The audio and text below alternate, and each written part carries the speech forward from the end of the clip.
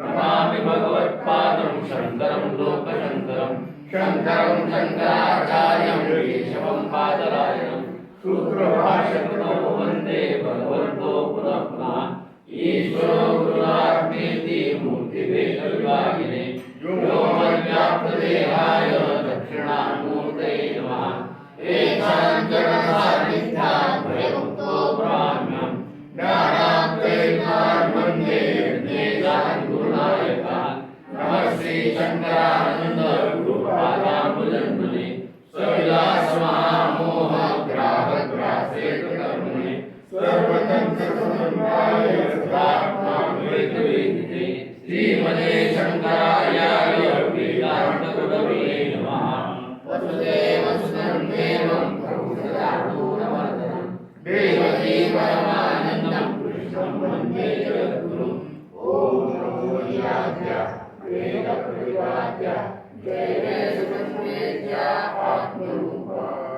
श्री भगवानुवाच भूय एव महाबाहो शृणु मे परमं वचः यत्तेऽहं प्रियमाणाय वक्ष्यामि काम्यया. आता श्री भगवान सांगतायत की भूय एव महाबाहो शृणु मे परमं वचः. हे महाभाऊ म्हणजे अर्जुना, तू माझं परम जे वचन आहे ते तू माझं ऐक. का तर यत्तेऽहं प्रियमान आहे, कारण तू कसा आहेस तर म्हणाले तू माझ्यावर संतुष्ट असणार आहेस तू, म्हणून हितकाम्य वक्ष्यामि, तुझं हित आहे याच्यामध्ये अशी मी तुला त्यासाठी सांगतोय म्हणाले. म्हणून त्यांनी सांगितलं की भूय की आम्ही मागील जे निरूपण की ते तुझे अवधानाची मागे जे निरूपण केले ते तुझे अवधानाचे पाहिले तव काजे नवे भाले पुरते आहे. त्यांनी असं सांगितलं की तुझ्या या ठिकाणी आत्तापर्यंत जे केलं सगळं तर तुझं कोणत्याही ठिकाणी पहिल्यांदा काय झालं, आम्ही मागे जे निरूपण केले जे काही निरूपण केलेलं आहे त्यात तिथं काय पाहिलं म्हणलं तर तुझं अवधान पाहिजे, म्हणजे तुझा सावधानपणा आहे की नाही, आमच्याकडे लक्ष आहे की नाही हे सगळं पाहिलं. कारण पहिल्यांदा त्यांनी तिकडं म्हणलं ना, सुरुवातीला काय म्हणलं 9व्या अध्यायाच्या सुरुवातीला तरी अवधान ऐकले तिथं जाईल. आता यावेळेस काय म्हणतात, आम्ही मागे जे निरूपण केले जे काही निरूपण केलं म्हणले त्यातलं ते तुझे अवधानाचे पाहिले, तुझं पूर्णपणे अवधान त्यात पाहिलं म्हणले. आता त्यात म्हणतात तव टाच नवे भले पुरते आहे, तर त्यात मला अत्यंत आनंद झाला. ते कशामुळं तर त्यात एक सुद्धा टाच सुद्धा तुझा अवधान इकडे तिकडे झालेलं नाही म्हणाले. तर कसं आहे म्हणाले, पूर्णपणे तुझं लक्ष आहे, त्यामुळे मला एकदम संतोष झाला असा त्याचा अर्थ आहे. पुरते आहे त्यामुळे तुझं अवधान पूर्ण आहे म्हणाले.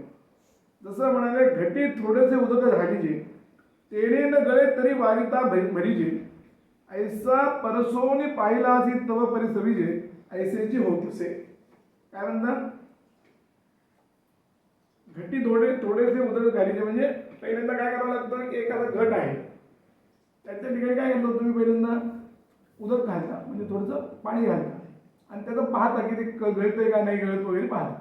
आणि ते ज्यावेळेस ते पूर्णपणे गळत नाही असं वाटतं, म्हणजे तेने न गळे जर ते गळत नसेल तर मग त्याच्यावर पूर्णपणे आपण त्याच्या ठिकाणी भाव हे करतो म्हणाले, म्हणजे पूर्णपणे भरतो. तसं म्हणाले ते ऐसे परिसोनी पाहिला असी तव परिसविजे ऐतसी जी होत असे. तर ते त्याप्रमाणे तुझ्या अंतःकरणामध्ये पूर्णपणे निरूपण ऐकण्याची इच्छा आहे, आणि ती नुसती इच्छा आहे असं नाही तर ती स्थिर आहे, हे सर्वात महत्त्वाचं. त्यामुळे ते मला असं वाटतं म्हणाले की त्यामुळं तुला पुन्हा पुन्हा सांगावं असं मला वाटतं, आणि त्याचं तुझं पुन्हा असं की तुला पुन्हा पुन्हा ऐकावं असं पण तुला वाटतं म्हणाले. हे दोन्ही आहे म्हणाले, ऐसेचे वाटत आहे. किंवा पहिले अवचित यावरी सर्व सांडीजे मग चोग तरी तोची भांडारी कीजे तैसा किरीट तू आता माझे निजधाम की. त्याच्यानंतर अजून एक त्यांनी दृष्टांत दिलाय.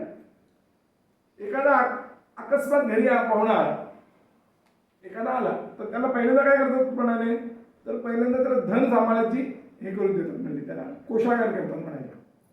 आणि त्याच्या ठिकाणी येतात, त्याच्या ठिकाणी पूर्णपणे विश्वास बसला किंवा सगळंच घर त्याला देतात, सामान म्हणतात. तसं माझं झालं म्हणाले. आता तैसा किरीटी तू आता माझी आहे निजधाम की, म्हणजे तसं माझं झालं की पहिल्यांदा तुला थोडं थोडं सांगितलं, आता मला तुला किती सांगावं असं वाटतं म्हणाले. म्हणजे माझा जो किरीटी आहे, म्हणजे किरीटी या शब्दाचा अर्थ अर्जुना, आता तू माझं काय आहेस म्हणाले, तू म्हणजे माझं निजधाम आहेस, असा त्याचा अर्थ आहे. त्यामुळे त्यांनी सांगितलं की अर्जुना, पूर्वी तू श्रीमंत होतास, नाही असं नाही, पण आता जास्तच श्रीमंत झालास, असा त्याचा अर्थ आहे. कारण त्याचं काय आहे, तत्वज्ञान राहण्याचं घर ते म्हणजे माझं घर झालं असं त्यांनी सांगतात. म्हणून ते सांगतात, ऐसे अर्जुना येऊते सर्वेश्वरे, पाहुनी बोलिले अत्यादरे, गिरी देखुनी सुमरे मेघू जैसा. याप्रमाणे सर्वांचा नियंता असलेला भगवान श्रीकृष्ण त्याला अर्जुनाला असं मोठ्या अधिकाराच्या भाषेनं बोलला. त्यामुळे फार सगळ्यांना बरं वाटलं म्हणाले, आदराने त्यांनी बोलण्याचा आरंभ केला म्हणाले. म्हणून ज्याप्रमाणे पर्वताला मेघ पाहून जसा अधिक भरून येतो की नाही, पर्वत जो आहे त्या मेघ जर पाहिला तर तो अधिक त्याला जसं भरून येतं तसंच झालं म्हणाले त्यांनी. म्हणून तैसा कृपाळूवांचा राहो म्हणे ऐकेगा महाभाव, सांगितला जे अभिप्राव सांगेन पुढती. ते म्हणाले की मी कृपाळूचा भीष्म असलेला जो आहे, कृपाळूचं भीष्म नाही, भगवान श्रीकृष्ण जे आहेत ते त्यांनी सांगितलं की हे महाभाऊ अर्जुना, आता मागेच सांगितलेला अभिप्राय तो पुढं पण सांगत आहे म्हणाले. नाही असं नाही. पहिले प्रतिवर्षी खेळत पाहिजे, जवळजवळ वाढी देखील तव नुग बीजे वाहो करिता. ज्याप्रमाणे प्रत्येक वर्षामध्ये दरवर्षी काय करता तुम्ही, बीज पेरता की नाही, आणि त्या ठिकाणी चांगली झाड वाढ दिसून आली की मग तुला कसं होतं, त्याची एकदम मशागत त्याची पूर्ण करता की नाही. तसं म्हणाले, पुढती पुढे पेटा, जोडे वाणीची अधिकता, म्हणून सोने पांडू सुद्धा शोधूची आवडे. की त्याप्रमाणे, किंवा अजून एक पुन्हा म्हणाले की एखादा सोनं आहे, त्या ठिकाणी काय करता म्हणाले, सोन्याला त्याला भरपूर असा कस लावता, आणि जितका त्याचे जर कस लावेल तितकं जर ते जास्तीत जास्त सोनं जर शेवायला लागलं, चांगलं व्हायला लागलं, तर काय करता तुम्ही, तो पूर्ण शुद्ध करण्याचा प्रयत्न करता की नाही तुम्ही.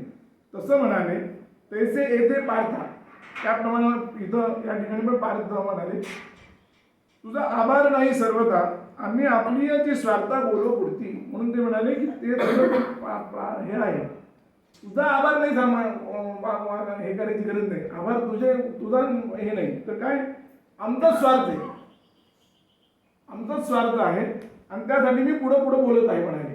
तुझा आभार नाही एवढं, आमचाच स्वार्थ आहे म्हणाले.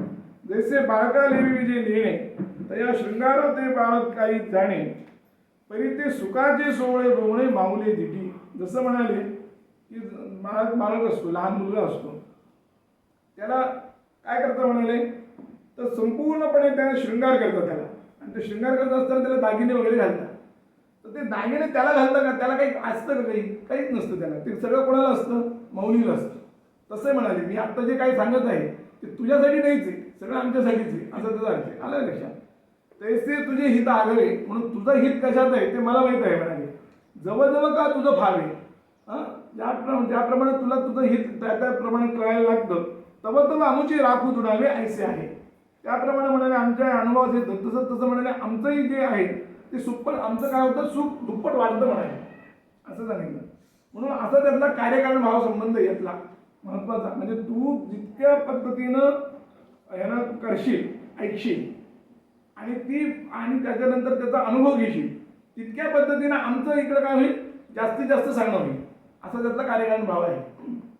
आता अर्जुना असो हे विकडी, मद तुझी आवडी, म्हणून तृप्तीची सवडी बोलता न पडे. तर आता ठीक आहे म्हणाले सगळं, हे अलंकारी बोलणं वगैरे सगळं ठीक आहे, पण आता मार्फत एकच मुख्य आहे, तो म्हणजे माझं तुझ्यावर प्रेम आहे हे स्पष्ट आहे म्हणाले. आणि म्हणून कितीही बोलत राहिलो तरी काही ते बोलावं राहत नाही, आणि तृप्तीला काही मर्यादा पडत नाही म्हणाले.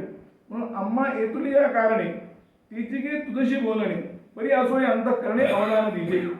एवढं बोलायचंय म्हणाले की पुनरुक्ती जरी झाली, पुष्कळ वेळा पुनरुक्ती झाली नाही असं नाही, पूर्ण ह्याच्यात बघितलं, पूर्ण भगवद्गीतेत जर बघितलं तर पुष्कळ वेळा पुनरुक्ती. मी नेहमी सांगतो की नाही, म्हणजे हे सांगत होते कोण, गदो देशपांडे जे होते की नाही, ते काय म्हणायचे माहिती का, खरी भगवद्गीता जर खरी जर संपली तर ती दुसऱ्या अध्यायातच संपली म्हणायची, दुसऱ्या अध्यायातच संपली. सगळं त्याच्यात सगळं राहिलं, त्याच्यात काही नाहीच आहे, त्याच्यातलं सगळं आम्ही वचन वगैरे सगळं त्याच्यातच आहे खरं म्हणजे. पण तरी सुद्धा त्या ठिकाणी हे करण्यासाठी, म्हणजे कधी अर्जुनाला प्रश्न पडले, कधी काही वेळा भगवंताने त्यांच्यासाठी मुद्दाम त्याला प्रश्न पडतील असं बोलले, त्यातलं जर दुसरा अध्याय किंवा तिसरा अध्यायाच्या नंतर जे बघितलं तर तुमच्या लक्षात येईल. म्हणजे दुसऱ्या काय तिसऱ्या अध्यायाच्या सुरुवातीलाच काय म्हणतात, यामी श्रेणी व वाक्येन बुद्धी मोह यसी मे तदेकम मद निश्चित येन श्रेयो हम आपल्या, की म्हणाले की तू सांख्य बुद्धी पण सांगतोस, कर्मयोग बुद्धी पण सांगतोस, यातलं कोणतं आहे ते मला काही कळत नाही म्हणाले. असं आहे की तिथं. त्याच्यानंतर त्यामुळं मला यातलं काही आठवत नसल्यामुळे मला जे काय निश्चित आहे, ज्यानं काही माझं ज्याचं कल्याण आहे ते मला सांग, असं त्यांनी व्यामिश्रेण वाक्य ना बुद्धी मोह असे विवेक, आणि ही व्यामिश्रम वाक्य आहेत तुझी सगळी, आणि सगळीकडे काय होतं, बुद्धी मला मोहित करते म्हणाले.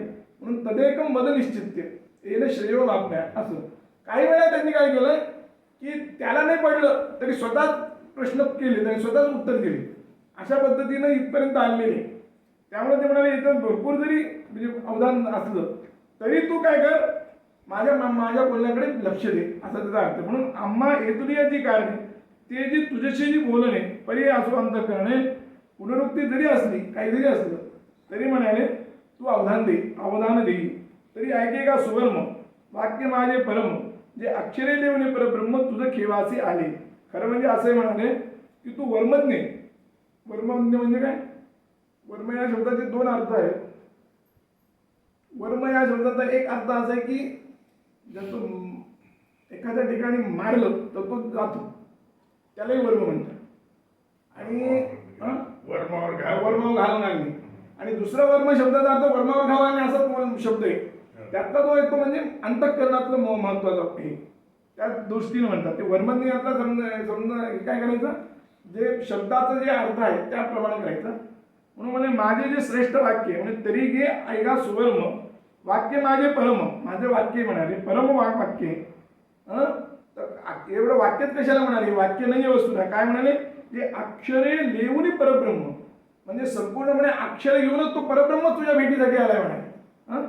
तुझं खेवासे आले म्हणजे खेवासे आले म्हणजे तुझ्या भेटायच्या म्हणाले. त्यामुळे करता तू पूर्णपणे याकडे लक्ष दे, असं त्यांचा अर्थ आहे. आता म्हणतात नवे विदुसृगणा प्रभवन्न महर्षय अहमादिर्हि देवाना महर्षीणांचे सर्वशः.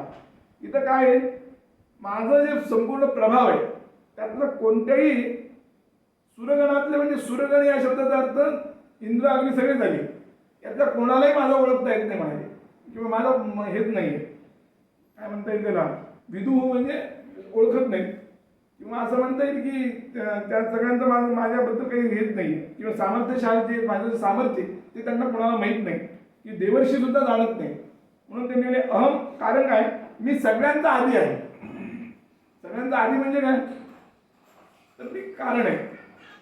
ओम नमोजी आद्यामध्ये तेच आहे ना, ओम नमोजी आद्या, त्या ठिकाणी सांगितलं ते म्हणजे उपादान रहित, उपादान कारण आणि अभिन्न निमित्त उपादान कारण असं आहे. म्हणजे उपादान पण मीच आहे आणि निमित्त कारणही मीच आहे. त्यामुळे म्हणाले, त्यामुळे सगळ्यांच्या नंतर सगळे झाले ना, अहमादिर ही देवाना, मीच सगळ्यात आधी झालेली. त्यामुळे माझ्या नंतर जे झाले त्यांना कोणाला माझं खरं काय महत्व आहे हेच माहीत नाही म्हणाले. म्हणून अहमादिर देवाना महर्षीणांचे सर्वशः, महर्षी असो कोणी असो म्हणाले, कोणालाही काही कळत नाही असा अर्थ आहे. आता ते सांगतात, तरी किरीटी तू माते नेणसी ना निरुते, तरी तो गा जो मी इथे ते विश्वची नव्हे. ते म्हणतात की अर्जुना, खरं जर पाहायला गेलं तर माझं जे यथार्थ रूप आहे ते तुला जाणलेलंच नाही. तू खरं यथार्थ रूप जाणलेलंच नाहीये का, नेणसी ना निरुते. त्याचं कारण असं की कोणतंही जर केलंस ते तू नेणसी म्हणजे तू काही जाणत नाहीयेस. त्याचं कारण तो गा जो मी इथे, ज्या ठिकाणी तुला असं वाटतं मी इथं आहे त्याच ठिकाणी म्हणाले ते विश्वचे असेल. त्यातलं फक्त एक देशावर मी विश्व आहे. विश्व जे आहे ना ते बरोबर एक देशावर आहे. पूर्णपणे मी आज ह्याच्यात आहे, म्हणजे पूर्णपणे म्हणजे जे काही असतं की नाही त्याचं असं म्हणता येईल, किंवा संपूर्ण ब्रह्मांड जेवढं आहे त्या ब्रह्मांडाशिवाय अजून अनेक ब्रह्मांड, अनंत मोठे ब्रह्मांड जेवढे आहेत तेवढ्या सगळ्या ह्याच्यावर जर बघितलं तर मी सगळीकडेच आहे, कुठं नाही असं नाही.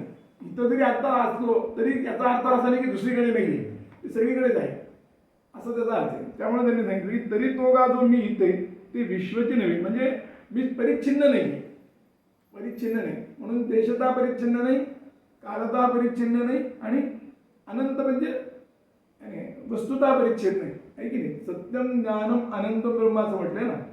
सत्य आहे, सत्य म्हणजे काय, तो बाधराहित्य.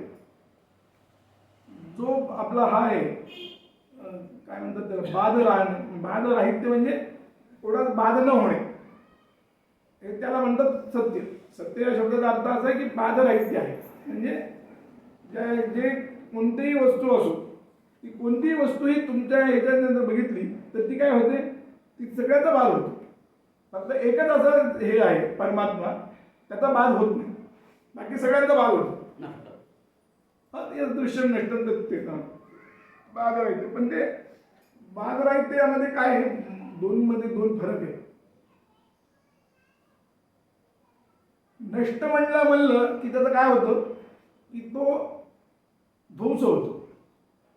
ध्वंस जरी झाला एखाद्या वस्तूचा तरी तिचं कारण रूपाने ती असते वस्तू. आणि बाध ज्याला म्हणतात की कारण रूपाने सुद्धा त्याचा बाध होऊन जातो. हा त्याचा एकदम सूक्ष्म भेद आहे ना.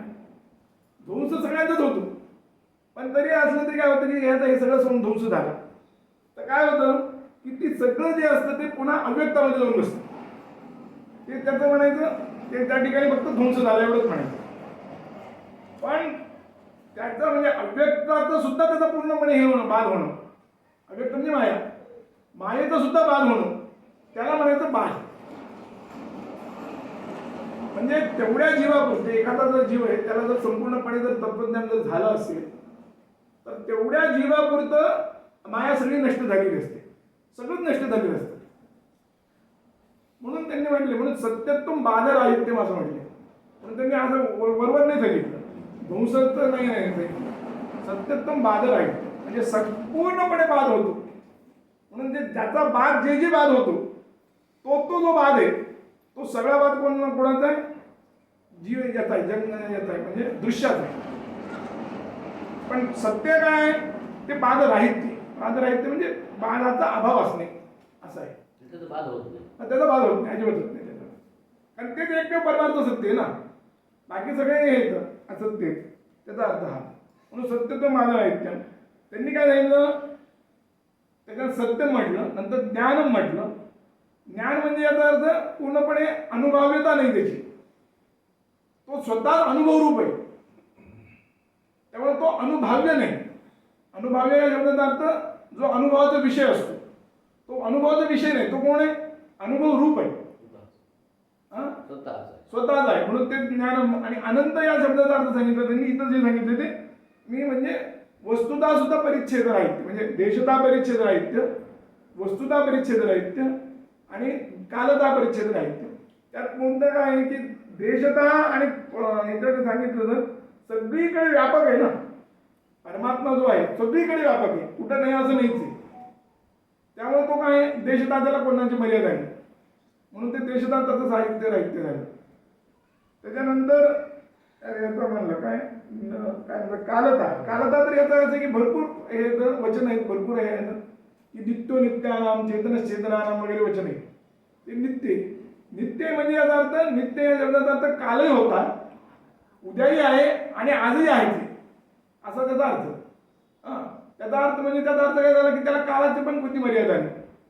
आणि वस्तुता परिच्छेद राहित्य म्हणजे वस्तुता जो परिच्छेद राहित्य आहे ते म्हणजे वस्तू म्हणजे कोणती वस्तू या म्हणाली, ती सगळी वस्तू कुठे आहे तर ती सगळ्या ह्याच्यावर आरोपित आहे. सगळी वस्तू जी आहे ती काय आहे, आरोपित आहे. कारण ते अधिष्ठानभूत कोण आहे, ब्रह्म आहे. आणि सगळी वस्तू जी आहे ती आधून आरोपित आहे. ती आरोपित असल्यामुळे ती वस्तू, तिला स्वतःचं अस्तित्व नाही. लक्षात, म्हणजे अस्तित्व नाहीये म्हणून तर तिला माया म्हणतात ना. अस्तित्व नाहीये कारण अस्तित्व कोणाचं आहे, एकाच आहे, कोणाचं, ब्रह्माचं, बाकी कोणाचं नाही. त्यामुळे ती वस्तूच नाही. त्यामुळे ती त्या ठिकाणी, किंवा असे म्हणता येईल की सर्वांचा अंतरात्मा म्हणजे कोण आहे तर ते ब्रह्मच आहे. सर्वांचाही अंतरात्मा जो आहे तो कोण आहे, ब्रह्मच आहे. त्यामुळे ते आहे. म्हणून त्यांनी सांगितलं की तरी तो का जो मी इथे विश्वचिन्ह हे सगळं मनांतर म्हणाले की मी विश्वच आहे. पण त्याचा अर्थ असा आहे की संपूर्णपणे मी परिच्छिन्न नाही आहे, तर मी काय व्यापक आहे, व्यापक व्यापक परमात्मा. म्हणजे त्याचे दोन हे करता येतील की सर्वभूत द्रव्य संयोगित्व हा एक हे आहे. म्हणजे याचं विभुत्व, विभू शब्दाचा जर अर्थ केला तर त्यात दोन वाक्य व्याख्या दिल्या. एक सर्व मूर्त द्रव्योत्पन्न द्रव्य संयोगित्व, म्हणजे जेवढे काही मूर्त द्रव्य आहेत त्या प्रत्येक मूर्त द्रव्याशी संयोग याचा असतो. म्हणजे आता आपला जो आत्मा येईल त्याला सगळ्या मूर्त द्रव्याचा आपला संयोग आहे. तुमचा याचा सगळ्यांचाच आत्म्याचा आलं लक्षात. भले आपल्याला जाणवत नसलं तरी तो आहे तसा, त्याला म्हणतात संयोगित्व, म्हणजे तो विभुत्व म्हणजे व्यापकत्व किंवा तद्धितीकडे निष्ठा अत्यंता भाव प्रतियोगित्व कुठेही केले ते सांगायचे. तर सांगण्याचं तात्पर्य असे की म्हणजे देशतः राहित्य नाही आहे ते, म्हणजे देशतः वस्तुतः कालतः हे तिन्ही परिच्छेदाने राहित असणे म्हणजे व्यापक असणे, तो मी आहे असा याचा अर्थ. म्हणून ते म्हणले परिकिरीटी तू माते नेरसी ना निवृत्ते, म्हणजे मला काही तुला माझं स्वरूप जे आहे, यथार्थ जे स्वरूप आहे ते तुला माहीतच नाही, जाणतच नाही, अजिबात जाणत नाही कोणाला. तुला तो एक देशी वाटतोय आणि असं वाटतंय की तू या ठिकाणी आहेस, तसं नाहीये. तर मी कुठे संपूर्णपणे आहे, म्हणून सगळीकडे आहे, म्हणून ते विश्वचे हे सगळं विश्वच माझं आहे असं तर जातं. एक वेदमुखे जाळले मन पवन पांगुळले रात्री बिन मावळले शरवी शशी. खरं जर पाहायला गेलं तर माझं असे माझं जे स्वरूप आहे त्या ठिकाणी म्हणाले वेद सुद्धा मुख्य होतात म्हणाले. नेती नेती हा शब्द सांगितलं ते ना. नेती नेती शब्दाचा अर्थ काय, मूर्त आणि अमूर्त ब्राह्मण या दोघांचा निषेध केलेला आहे. मूर्त आणि अमूर्त त्यांचा निषेध केलेला आहे. म्हणजे जे काही मूर्त पदार्थ आहेत त्याचाही निषेध केलेला आहे आणि अमूर्त पदार्थ म्हणजे आकाश वगैरे जे आहेत त्यांचा पण निषेध केलेला आहे. त्याला म्हणतात नेती नेती. म्हणजे हे ते नाही, स एष नेती नेती महानात्मजा असं म्हटले की हा जो आहे हा म्हणजे हा तो हा म्हणजे तो हा या ठिकाणी हे आहे, काय हे नाही आहे. म्हणजे कोण नाही, मूर्तही नाही आणि अमूर्तही नाही. म्हणून एस एष नेती नेती महानज आत्मज आत्मा असं म्हटलं. म्हणून हा महानज अत्यंत असलेला जन्मणारा आत्मा आहे असा त्याचा अर्थ आहे. ते त्यांनी सांगतात. म्हणून येथे वेदही मुख झाले मन पवन पांगुळले. मन तर काय, मन जे आहे आपलं ते सुद्धा त्या ठिकाणी काही होत नाही म्हणाले, सगळं पांगुळलं पडतं म्हणाले. का तर त्याचं कारणच असेल की येतो वा निवर्तनते अप्राप्य मनसा सहा असं सांगितलंय की जिथं वाणी सुद्धा निघून येते म्हणाले. निवर्तनते म्हणजे परत पाठवले जाते.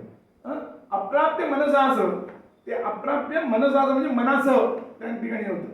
त्या ठिकाणी काही कोणाचंच काही चालत नाही म्हणाले. म्हणून मन पवन पांगुळले रात्री विण मावळले रविशशी. एवढंच कशाला म्हणाले, मला प्रकाशित करण्याविषयी सूर्य आणि चंद्र सुद्धा रात्रीपासून मावळले म्हणाले. रात्रीविण म्हणजे रात्रीविण असा त्याचा अर्थ आहे. रात्रीविण मावळले रविशशी. अगा उदरीचा गर्भ द्यायचा न दे की आपली माईची वयसा मी आघावे बेवा देवा तैसा नेणवे काही. जसं म्हणाले उदरीचा गर्भ असतो त्या गर्भाला आपल्या मायेचं म्हणजे माईचं किंवा आपल्या आईचं हे वय समजत नाही गेली. न दे की आपले माईची वयसा म्हणजे आपल्या आईचं वय त्याला समजत नसतं. तसं म्हणाले मी सगळ्या आघावी देवांचा तैसा, म्हणजे सगळे देव जे आहेत ते कुठे आहेत, ते माझ्याच गर्भात आहेत ना. माझ्याच गर्भात असताना माझं कोणाला काही कळेल ते सांगतात. नेणवे काही, त्यामुळे ते कोणी नेणत नाही म्हणाले, कोणीच जाणत नाही. त्यातला अर्थ हा की मी कारण सगळ्यांचा आधी आहे त्यामुळे म्हणतात मी. आणि जळचरा उदतीचे मान मशका नोलांडवेची गगन तेवी महर्षीचे ज्ञान ते देखीची माते न देखीची माते. जसं म्हणाले जलचर म्हणजे मासे वगैरे हे सगळे प्राणी हे सगळे त्या उदकामध्ये असतात म्हणाले. पण उदकामध्ये असून सुद्धा म्हणजे पाण्यामध्ये असून सुद्धा त्या समुद्राची खोली समजते का त्यांना, नाही समजत. तसं म्हणाले. किंवा म्हणाले मशका नोलांडवे वगैरे. एक मशक आहे साधा मशक म्हणजे एकदम माशी अत्यंत लहान माशी, तिला गगन ओलांडता येतं का त्याला, नाही ओलांडता येत. तसं म्हणाले माझ्या ठिकाणी हे सगळे देव तर झाले पण महर्षींचं ज्ञान सुद्धा म्हणाले न देखीची माती महर्षीचं ज्ञान सुद्धा मला पाहू शकत नाही म्हणाले, ते मला दिसत नाही, म्हणजे मला कोणी जाणू शकत नाही असा त्याचा अर्थ. महर्षींचं सुद्धा ज्ञान माझ्या ठिकाणी पांगुळ आहे असा त्याचा अर्थ. मी कवण पा केतुला कवणाचा काही जाहला या निवृत्ती करिता बोला कल्प गेले. किती काय गेले म्हणले, मी कोण आहे माहीत नाही, मी कोणाचा आहे किंवा केवढा आहे ते माहीत नाही, या त्याच्यानंतर कोणाचा आहे ते माहीत नाही, केव्हा झालो ते माहीत नाही.